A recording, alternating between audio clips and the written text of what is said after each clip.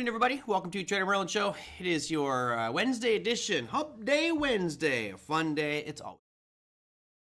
So the question for today's show, at least the reason for today's show, will be derived from a specific viewer's question. And I wanted to take a little bit of time kind of to get my ducks in a row. And I actually wish I would have waited another 3 or 4 days to do this because there's so much information out there on AI and digital technologies. I figured I want to be much more in depth with this. But lo and behold, I'm going to do a premature show today on this one.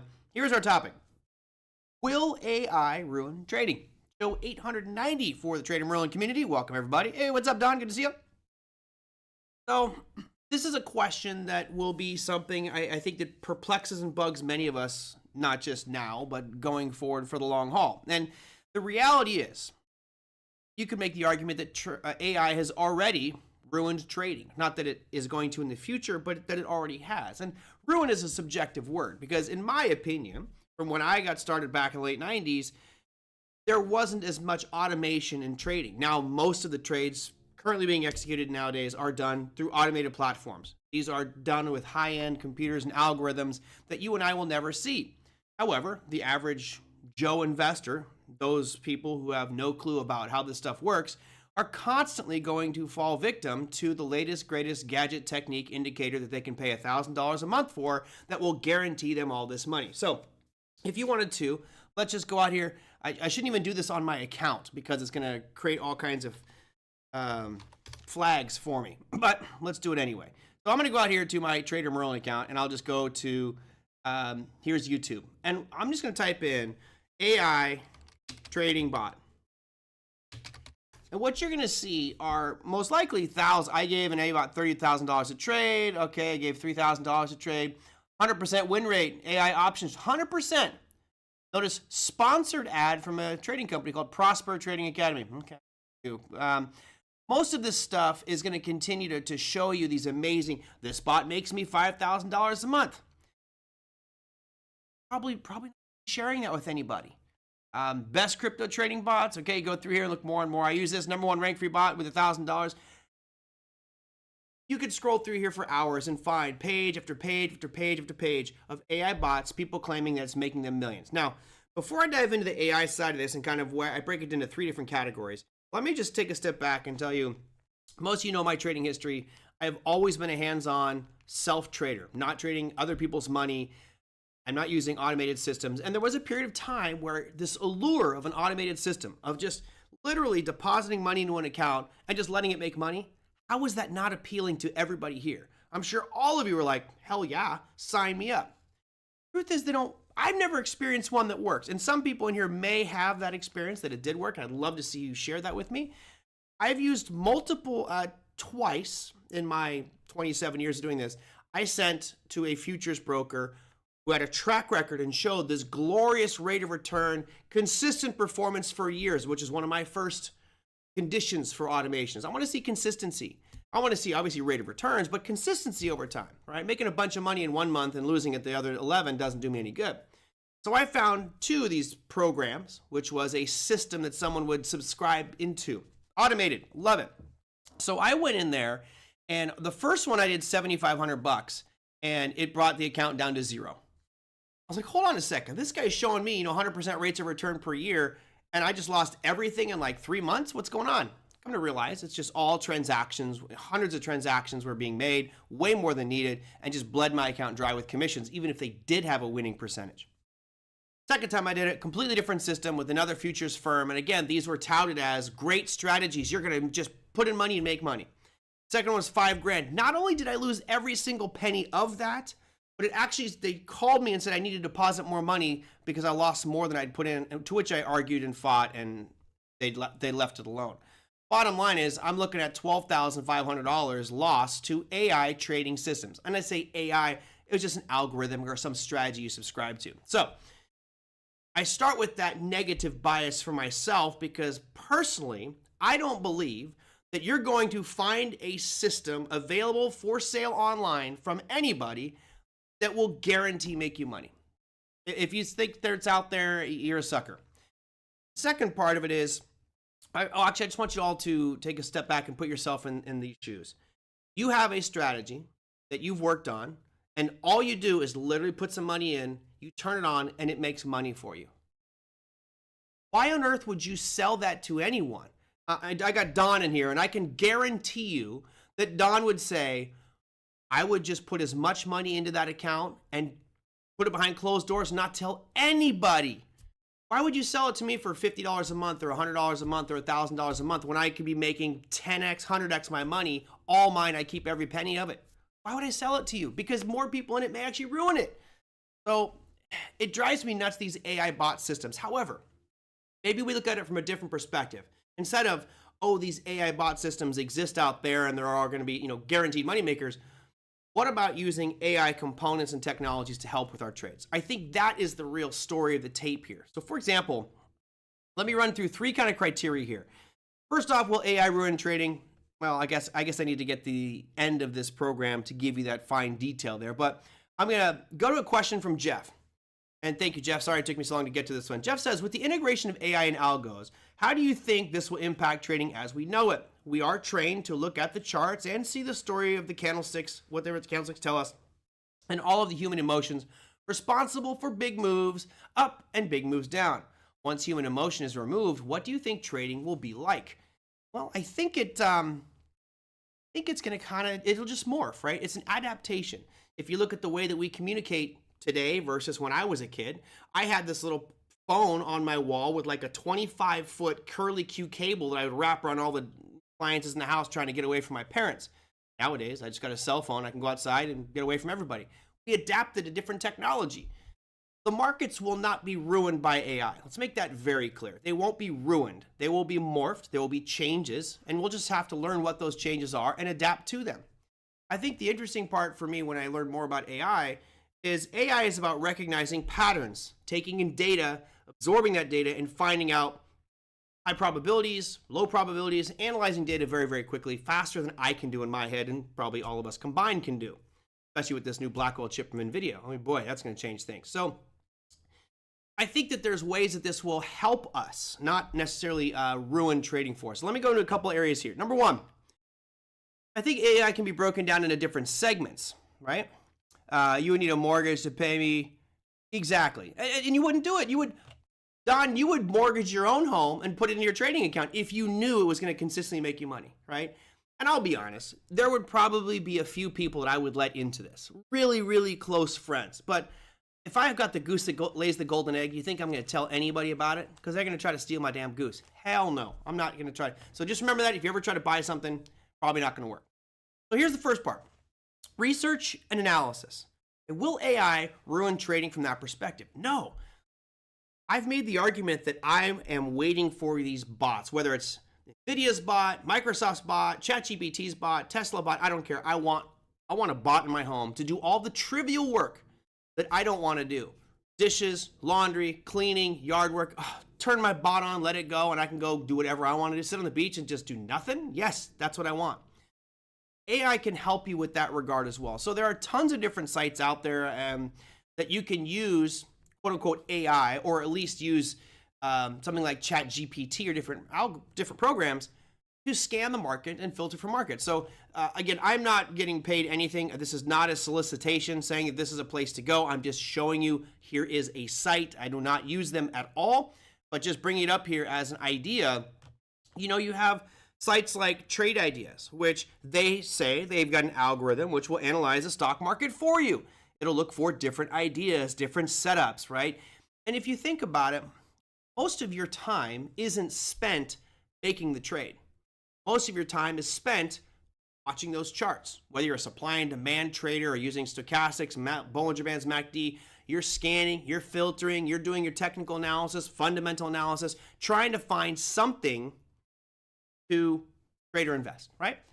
And if you can use this AI to circumvent that, then I think that's a huge time savings for you, and you can get down to what really matters, which is making that trade, putting your stop loss on it, and letting the computer do its thing, right? So I think that doesn't ruin trading. I think that actually makes it easier for you. Now, I guess I'm a bitter cynic. I like to do all the stuff myself. I like sitting in front of the computer and drawing the lines on the charts. I like zooming in and out and finding different levels and zones. I really do enjoy that stuff. Maybe I'm demented and maybe I'm autistic in that sense. I got I've got Asperger's when it comes to my analysis of markets, but I enjoy that. Just like some people refuse to have an automatic transmission. They want to have a manual. I love driving a manual transmission. There's something fun about doing things yourself. So there will be some people like myself who will stay in the Stone Ages and do my own research. I don't mind the time. I like doing it. I've also refined that process down to a very simple process. Don, I think you probably would say the same thing. You've got your system down, your strategy, and I think many of my viewers do as well. You got your strategy down to a point where you say, step 1, step 2, step 3, step 4, step 5. Okay, I make the trade. And you've got your system down. So it's not that time consuming, and there's a certain joy to it. Others of you can't be bothered, right? And I get that. If that's the case, then there are, sites like Trade Ideas to help you with that. There's one called TrendSpider. Let me see if I can bring this one up for you. I checked out a few of these ones a while back, and it's still there. TrendSpider. I thought this one was kind of cool because what TrendSpider does is it analyzes the charts for you. You literally click a button and it will draw all the lines on the charts for you. So that's fun. Great. Let it do it for you if you want. Again, these are services you're going to have to pay for. I think none of them are going to be the piece that makes you money. I think it may alleviate some of the pressure on you and your trading, take off some of the burden of analysis. Okay? So that's the first step, is AI impacting us from a research and analysis perspective. Yes, game changer. I think it could save you hundreds of hours a year by using services like this. However, all of us are unique. You got 100 people in here today. If you got out of 100 people, some of you are going to have slightly different ways that you view information, slightly different ways that you view a supplier demand zone, slightly different way that you're going to use moving averages or Bollinger or stochastic. So there's an old phrase that says garbage in, garbage out. And if you're using a system like whatever, Trade Ideas or TrendSpider, and the data is filtering incorrectly, then how's that going to help you, right? That's probably going to be detrimental to you in your current strategy. So I think a system like this is only as good as the programming that goes into it to define exactly what you're looking for. I think that many of you right now have your strategy fairly locked down. You're fairly comfortable with how you do things. And I assure you that the second you go to TrendSpider or Trade Ideas or any other AI platform, they're doing it differently. And that could throw you off, right? That may actually put you back a couple of steps on your trading. So throwing that one out there as well is, yes, these sites exist, but remember, they're giving you information that is what they deem to be important and they deem to be the piece that makes your trade. That may not be what works for you, right? So let's take that second step here and talk about the next AI segment, which is, research and analysis is number one. To me, next step is automation of your strategies. This one's tough, right? This is taking something that you have written down. Okay, here's my process. Here's how I draw my zones. Here's how I execute. Here's where I put my stop loss, my targets, and all those calculations, taking that and automating it, right? So for example, let's say that your strategy is when I get MACD in an oversold situation and the 12-period moving average crosses the 26 on the bottom, that's a buy signal. Okay, I'm looking for momentum shifting to the upside. You program that into the computer. Now it's not necessarily AI, it's just automation. There are dozens and dozens of firms out there that do this. And for me, I've tried it before on TradeStation. So TradeStation has a strategy tester, strategy builder that I put in different strategies, and I enjoyed it. However, in my opinion, it's doing you a disservice. I'll give you an example. There was a guy who had taken a class with Online Trading Academy in Texas. I think I told you guys this story before. He'd taken it in Texas. And he ended up starting his own school. Now, granted, keep in mind, he didn't really have any experience at trading. He just took a class. What he did is since the classes back then were on TradeStation, what he had done is he went in TradeStation, and you can start plugging in all these different variables to create a trading strategy. All right, moving average does this, do that. If moving average does that, you type in all the different variables, and you can click buttons, adjust it to, let's say, a 20-period moving average, see what the results are for the last year, 5 years, 10 years. Oh, that didn't work. Make it a 12-period moving average. And he just kept adjusting these things. He finally kept adjusting and adjusting and adjusting and back testing that showed that this strategy would have made him $100,000 last year, off a $50,000 account. And this was a Forex guy. The rewards were, phenomenal, amazing rewards. He didn't make one of those trades. Now what he did is he took that information and used that, carried it forward and said, see guys, my strategy works. Took $50,000, made $100,000 profit on it in a year. Come take my classes. Reality is, it was a lie. Guy didn't make any trades whatsoever. And honestly, back testing isn't real trading. It's hypothetical. It doesn't account for slippage. It doesn't account for emotion. It doesn't account for liquidity issues, etc. So to me, backtesting is a flawed technique. And the only way I think it would be somewhat reasonable is if you're backtesting on super liquid markets. SPY, QQQ, Tesla, things like that have tremendous liquidity. Otherwise, backtesting to me, that's like me going back, thinking about my high school days and going, man, if I just asked Mary out, oh, wow, we would have 5 kids. No, you wouldn't. You didn't do it. Shut up. Didn't happen. Beat it. Move on. So the automation of your strategies, I think, is probably the most impactful piece for you guys. Saying, I've got something down. How do I get it into an algorithm or a program and automate that piece? And there's plenty of people out there that will build those systems for you. I thought about doing that long ago. I just haven't sat down and taken the time to do it. The 620, yeah. Oh yeah, that 625 EMA, totally the best. I agree, Don. I personally like the 623.5. Those little half increments on moving averages are really critical. That makes all the difference. For people listening to podcasts, please note my serious sarcasm on that one. Okay, so that's, I think, the second area that AI may be able to help you. Real quick, let me just talk about that research analysis piece because I missed one point that I think is critical. There are reports of people using ChatGPT as a trading tool, as a trading mechanism. Look, that's not possible. ChatGPT is lagging. It has old data. It's not like you have today's data programmed into ChatGPT. Even with ChatGPT 4, it's not using data from today. So if you're asking it to analyze price charts for you and make trades for you, it's not going to work. I was watching a really interesting video where a guy started talking about how the University of Florida did a study that showed that using ChatGPT as a stock picking service, they achieved a 500% rate of return in a year, which of course would pique anybody's interest in here. If you had a 500% rate of return, I think everyone here would want to know what it is. How'd you do that? So they broke it down, and really, if you read through the paragraphs of this document written by these Florida students, ChatGPT, of course, at that time was lagging. It only had data going to 2001. Hello. How's that going to work for you? You got data that's old. What they were doing is they were taking a headline. So let's say the headline is, what would we see?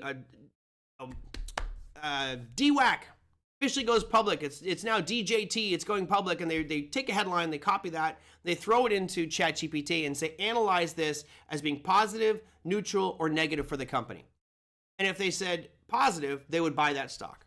If it said negative, they would short it. If it said neutral, they'd leave it alone.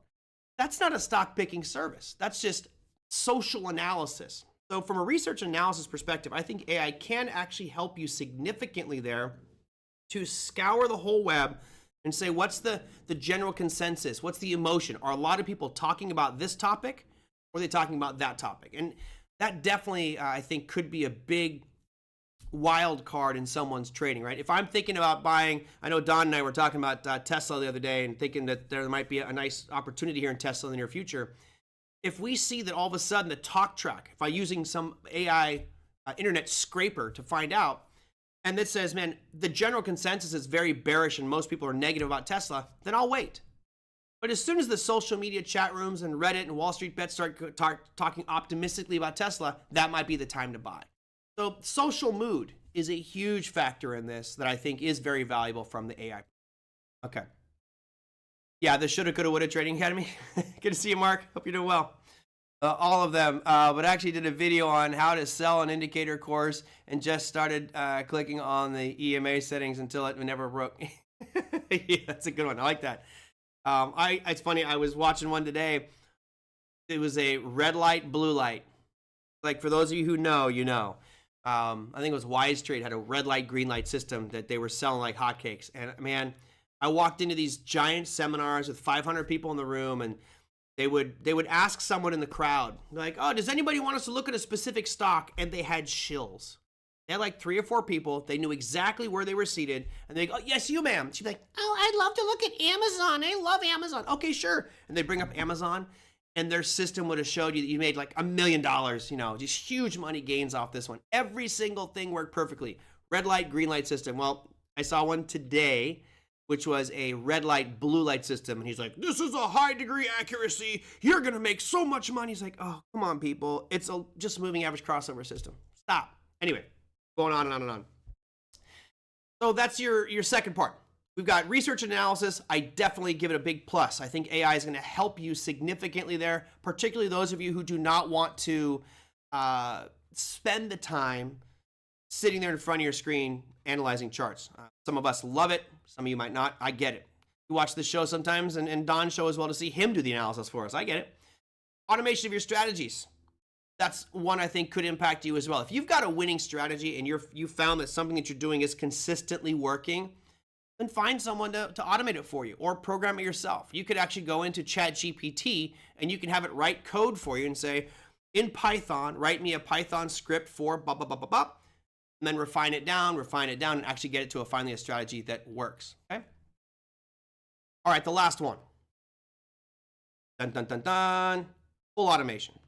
This is kind of what I started the show with, which is an extreme sarcasm about just buying a box system off the shelf or some software subscription that you're going to find by doing a quick YouTube search or Google search. That will be fully automated, throw your money in, and it will trade for you.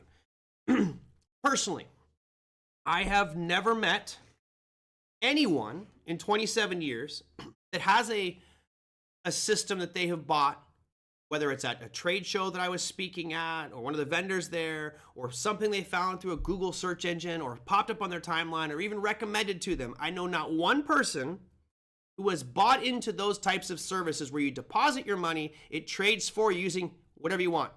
Trading strategy, AI, automation, you name it. Uncle Bob in the background making picks. None of them worked. And I have lost, as I mentioned, $12,500 on those types of systems. So, do I think it's going to ruin the markets? No. I think it's going to evolve. And I mentioned this at the top. The truth is the majority of the trades happening are automated. They're done by algorithms and computers as it is. However, who do you think owns those algorithms? JP Morgan, Goldman Sachs, BlackRock, Bank of America, you name the big financial firms, they've got computer automation. Will it, since the title of this was a bit ominous, will it ruin trading? No. I think that most of us would agree that it will morph trading. Trading will not go away. It won't render your job or my, task as a trader useless. It will simply evolve. And it's our job to evolve with it. So I, for one, am not afraid of AI. I love it. Bring it on. I can't wait. I will hope we have more AI and tools and resources. I'm doing my part right now to study it and learn a little bit more about how I can use AI that might improve some areas of trading that I am deficient in. One thing that I like about automation for everybody here is you remove a lot of the emotion from the trading process. That's some of the toughest ones, is when you're in an emotional trade and you've got just your sweaty palms or your heart rate is just pulsing and you don't want to pull the stop loss. That stuff can be reduced and eliminated through automation, whether it's AI or simply putting these steps in current systems as they are today, like stop losses and price targets and bracket orders and OCO. So that's it. All right, let's see. What do I got here? Back testing further than Yep. I think I don't back test at all, period, but I certainly like to look at charts that go back more than 6 months. I like to look back decades sometimes to see where levels may be. So what are your guys' thoughts? Do you think AI is going to ruin trading? Now that I've ruined it and set the given you my hard opinion on that, what are your takes? I'm curious what you guys think about this one. Pros, cons, things you see as opportunities or I guess threats to you. People have been saying that this has been the markets are going to change as soon as day trading opened up, that's going to ruin the markets. Oh, and then it was high frequency trading is going to ruin the markets. It's always something's going to ruin the markets, and nothing has ruined the market. They've simply evolved. There are ways we can consistently pull money out of these markets. That's by having a plan, having a discipline, making sure you have stop losses in place, and managing your risk at all times. At least looking back is different. I too look back at time lapse. Yeah. All right. So that was Jeff. I hope I answered your question for you. I know that you sent that one a couple days ago about do I think it will kind of impact the markets. I don't know if it's going to impact them dramatically. Personally, I think you will see some changes.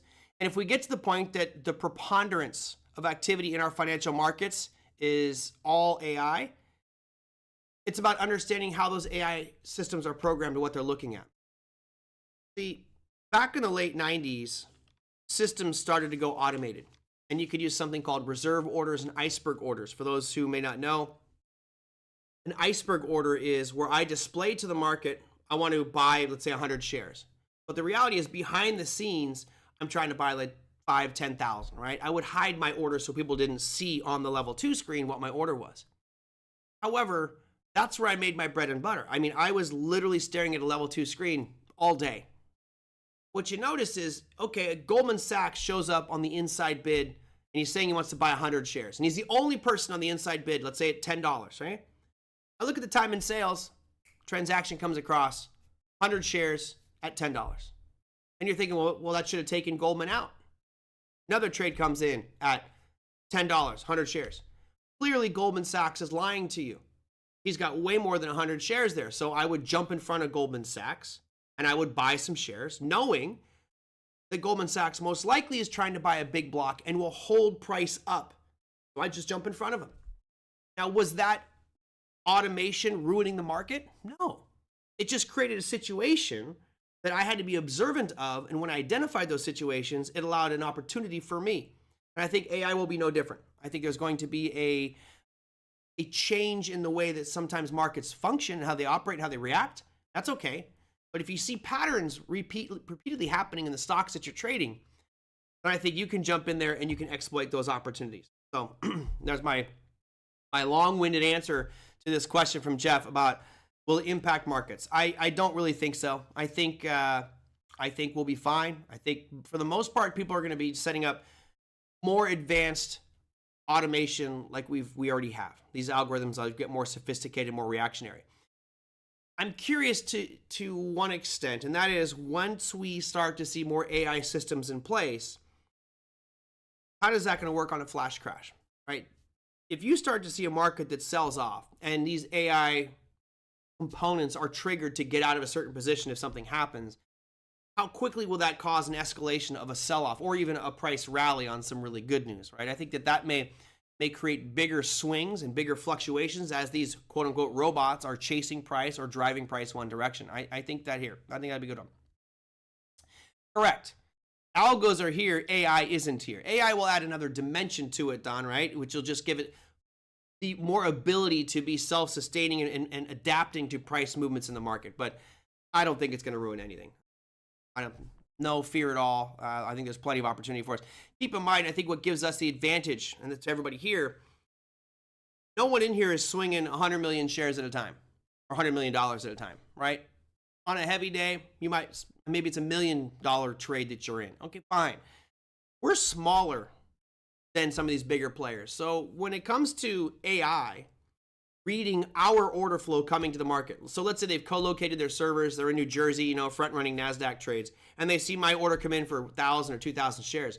That's not going to move the market. I'm not really anything that's important to those systems. It's them watching, 50,000, 100,000 share orders come in. That's where the opportunity for AI to utilize that order flow. I'm like I say, I'm the mosquito of the market. I'm really trying to get a little bit from anybody in that marketplace and disappear before I get swatted. So you and I all have an advantage. We don't need to be a huge market trader to capitalize on these movements. It's just a simple, small share size, get in, get out.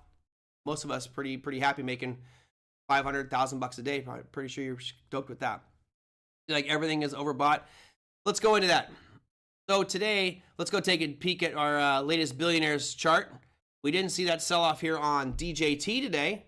Actually gapped up a little bit. It was up 14%, but ended with a little red candle. Again, I still am in that camp that buy. And Mike is the only one who took that bet. Wait a minute. Why'd that line go away? Somehow that vertical line went away. Let me put that line back because the bet was that we would be under $18 by 30 days or by 1 month from that. So I'm looking at April 26th. And there it is. Okay, so Mike, you took that bet. I think we'll be below it. If we get below that, you're buying me a beer. Actually, offset to the beer I already owe you. Okay, so nothing really exciting there. Let me run through our top 7 markets to begin with. We'll start with crude oil, which is your biggest down to 0.33% slide. Again, I'm not concerned at all. I still am bullish on crude oil. You see it hasn't made any new lows, although it did come really close to the lows we established last Friday. All in all, uptrend in place, long and strong, keeps long oil. Bitcoin. You had quite a bit of volatility over the past few days, and an ending on a somewhat sour note here for Bitcoin today, down just 0.19 on the futures as we speak. But I'm not worried. That line right there on your screen at 60,000, call it 61,000, is the only one that I'm really would be making a decision on if I was looking to acquire or sell Bitcoin. I'm going to be holding mine, you guys know, until next year, so it's a no-brainer. But if we do break that 61,000, I think you'll see a quick fall down to about 51,000, which is this next area right in here, 2,000. It's up 82% year to date. What are we talking about? What do we got there, Big Ab? Hold on, I'm missing conversations here. I'm just rambling away. I consider this going to be similar to when the internet changed the financial sector. Yeah, did it ruin it, Andres? No, it just modified it. Things change and we adapt. Tom said, AI has been here at the institutional level. Now we can have AI or other programming systems to trade based on the patterns of the algos. Yes. The tricky part is if you are using AI to get that AI to do what you want, building those systems. And again, I reiterate my comment that you're not going to buy it off the shelf. It's not going to be some package you just go onto Amazon and buy some software and all of a sudden you're a billionaire trader. It's just not. And you would not believe the amount at these traders expos. I used to go to them all the time, and there's some great people there. There's some people with really good intentions to help you in your trading, etc. And then there's total scumbags that lie, cheat, and will tell you whatever you want to hear to make up. And that's what a lot of these guys are doing with these algorithms. They're riding the coattails of, oh, it's so amazing. Oh, you're going to make so much money. Fortunately, that may not be the reality. What else have I got in here? AI is running e-commerce 10 years ago. It's been around a while. I'm sure the algo programmers didn't miss that about. Exactly. Look, it's been around. It's just I think right now we're seeing it on the retail level much more prolific. Next on my list, that 10-year. Okay. I'm really surprised to see this thing keep drifting down. We hit our heads against that 4.33 mark on the February 20th. Then we hit it last week. It's slowly starting to sell off from there. Again, there really is no area where I think it would slow down until we get back down to this 4% mark. Don't want to see it. I want to see this rally. I want to see it continue to make new higher highs and higher lows on that 10-year. I think that would at least support my argument for raising interest rates. I think you will see inflation start to higher and higher and higher. Maybe not raise rates, but certainly the discussion of cutting those rates will diminish as the year goes on if we see this 10-year start to creep back up towards that 4.6 mark I've got outlined up there. You also have right around 4.5 as another level. Well, dollar index, unchanged on the day, a little spinning top. Still, we talked about this one really having nothing to do here because it's just going sideways between these two bands, between 102.66 and 104, call 105. You're near the upper portion of it, but nothing to worry about at this point. NASDAQ. I mean, Led Zeppelin, one of my favorite bands, one of the greatest rock bands of all time, has a song called "The Song Remains the Same." Well, that's the story here for the NASDAQ. Really, even though it's been down the past 3 trading sessions, guys, that line is still up. You can put any moving average on there, dial it in how you like. It's pretty good. Big Eb says the 10-year will get down in the 3s before year end, in my opinion. Wow. The 3s, huh? All right, Big Eb. Tell me why. Why do you think into the 3s? Are you talking, well, that's a big range, right? The 3s, I'll put a yellow box on this just so we can have that on our screen here. If you said the 3s, then you're talking a range that goes from here to here. That is a big range. Are you talking like the 3.9s? Or are you thinking like the 3, like 3.0? I don't know. I mean, we could. We certainly could, although I don't believe we will, given the way that debt is being accumulated, et cetera, and the removal of dollars from supply. They're selling off their bond portfolio. I don't know. I would take that bet, Big M. What are we going to bet? I'm going to bear? I don't think we get into the 3s by year end. Anybody else? Don says, how does a self-aware computer enter the markets and not destroy it? I don't know if it destroys it. I don't know if it destroys the market. It might destroy itself. I think a computer is going to get overwhelmed with all the information that we look at. It's going to drive itself crazy. I don't think it's going to destroy the market, even if it's self-aware and understands all this stuff. It's just one entity. And remember, if you have Goldman, we'll have a series of AI bots, I'm sure. I'm sure they probably have one as we speak. But if you shift it to every organization, they're not all going to be running the same programs. I'm assuming that they would not. And you're going to have hundreds of different AI trading systems in place for different institutions. That's what will give it stability, is how these programs are written and monitored. So I don't think it's going to ruin anything, but I could be totally wrong. If so, what will the 1 and 2 year do? The 1 and 2 year, in my opinion, are going to stay right where they're at until we get clear decisions on what inflation looks like. So if we get that core PCE price index numbers, if the CPI and PPI numbers continue to drift up as they have for the past two quarters, then all of a sudden you're going to see the discussion about cutting rates in June off the table. They'll hold. And that means you'll see the short end of that yield curve stick where it's at. The expectation has been that the short end is going to end up dropping. Inflation is there. They won't. Powell made that very clear at the press conference on Wednesday. Not going to be. They expect there to be rate cuts this year, but if inflation's there, then we'll hold. I mean, he said that outright. See what else? Merlin, do you think that the Federal Reserve will raise interest rates in June instead of cutting? No, I don't think they'll raise. I don't think they'll raise in June. We really won't have enough time to get enough inflation reading. Now, let's say we get to August and September and we see that we've had 5-6 consecutive months of increasing core PCE, CPI, and PPI. Then I think that the talk may come into that September, October, November of a potential raise if those inflation numbers get higher than expected. And again, what would we need to see? We need to see that 10-year keep surging up to the upside. We need to see crude oil moving to the upside, just commodities in general moving higher, particularly softs, energy prices moving higher. Then I think we might have the discussion of a rate increase near the end of the year, but that's a long shot at this point. I think the Fed has pretty much resigned themselves to, let's just keep rates right where they're at until we see something significant one way or the other. Don says, I'm not talking bots or anything. I'm talking You're talking Skynet? Skynet, Don? If they don't cut in June, you think the market will tank? No. Look, this market has been just so resilient. It doesn't matter if they raise or cut, the markets just keep on going up. So I think we might be looking at other factors if we get to June, but we'll wait till we get. Let me run through these top here, and I'm going to get out with another 45-minute show today. I love it. All right, so we looked at that dollar index, which is a little spinning top. Now let's get to the broader markets. NASDAQ 100 is up 0.3, but again, song remains the same, looking fantastic. Podium time, S&P, same picture, right? You had an all-time intraday closing high for the S&P, not an intraday print high, but a closing high today, closing at 53.08. And again, that chart is about as sexy as it could possibly get. I mean, it almost looks manipulated to me to have a market that looks like this. Just way too much. Something's rotten here, and I don't know what it is, but I mean, I've been doing this a long time. You don't usually see something that is this perfect of an uptrend. I mean, it's like a perfect channel, as about as tight as you can get. Let's just draw a loose channel in it to make my snaps off. Now, if you look at there, I'm just going to go through the tails on this bad boy. I mean, that's about as tight as you're going to make this. Incredible how smooth this uptrend has been. That is a phenomenal channel right there, and I don't know. It just seems like something's wrong. That's not normal. You look back here historically, and yes, you've got moves, but not like that. That's a one-off, in my opinion, that I haven't seen in a long time to be that consistent for that long. Anyway, S&P up 0.82% today.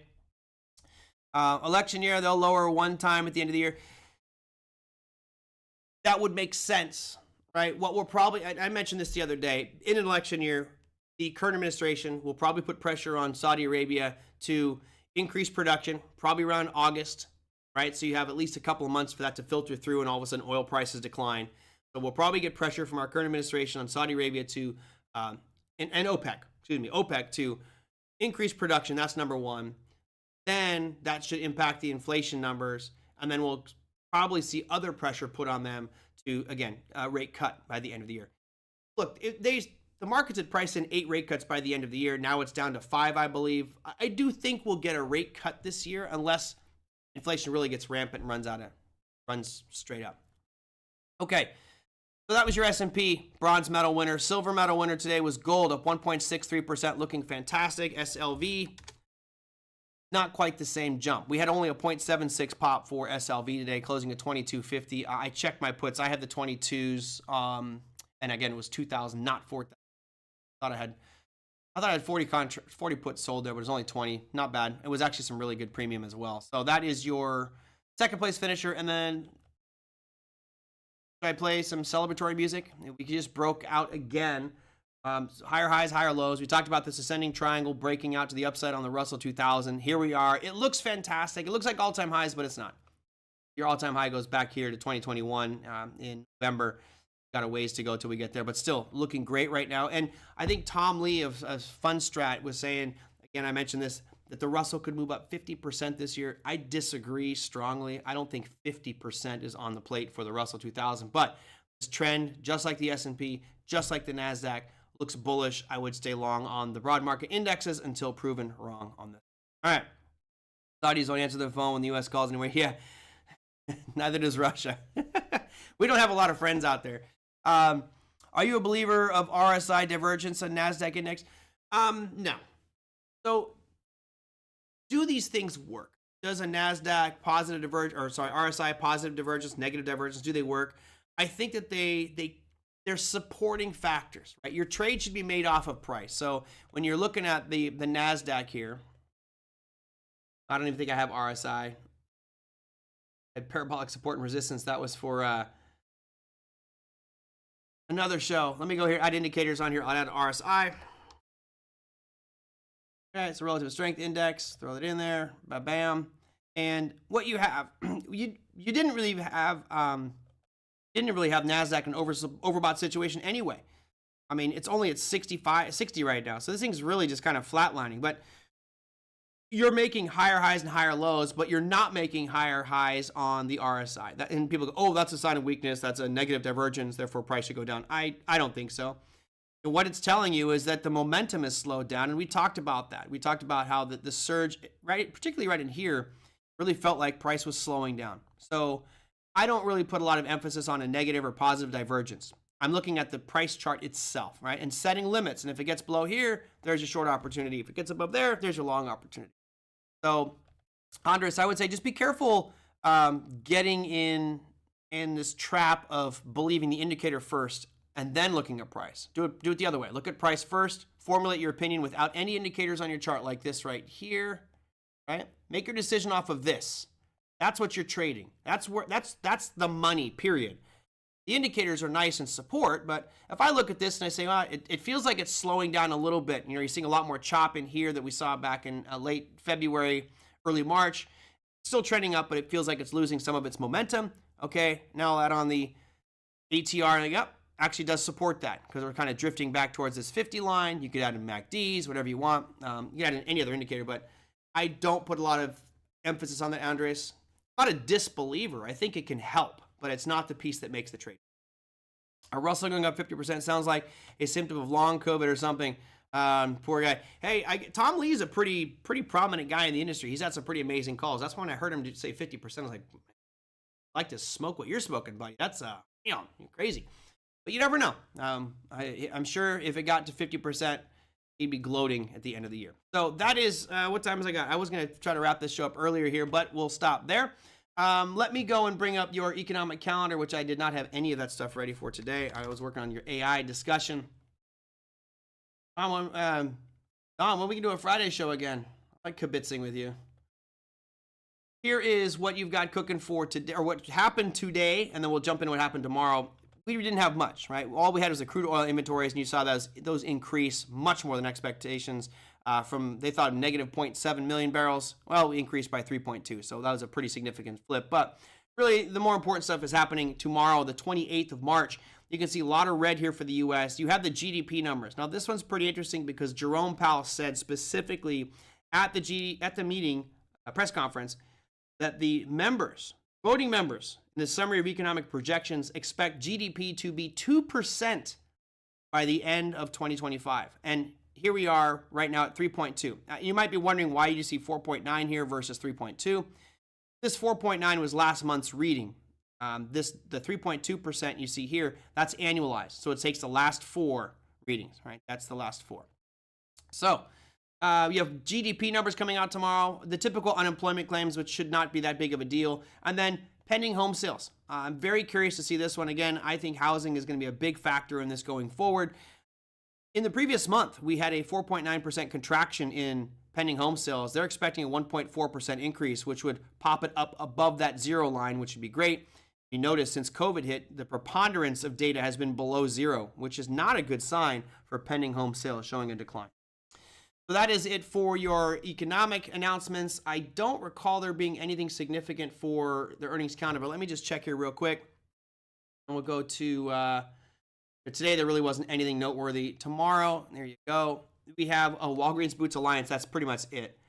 I don't even know why they even have these companies on here. They've got a $4 million market cap. Like, really? For a business? What are you doing with $4 million? 22nd Century Group and Energos, $9 million market cap. So anyway, it's really just Walgreens Boots Alliance tomorrow, and that is it. All right. Let's see. Friday evening I could do for sure. NVIDIA, there's not much to break. Okay. You want to do it? Let's do it. We doing on mine or yours? Either way, we'll talk after. So that's it for today, everybody. I'm going to wrap up. If you have something you want me to discuss on tomorrow's show, let me know. You can email me at TraderMerlin@gmail.com. Easy. Just send it in there, and I will gladly get to those. Again, our topic from Jeff. Thank you for the comment, Jeff. Will AI ruin trading? No, it won't. Markets will evolve. They adapt. That's what they do. So they've done forever.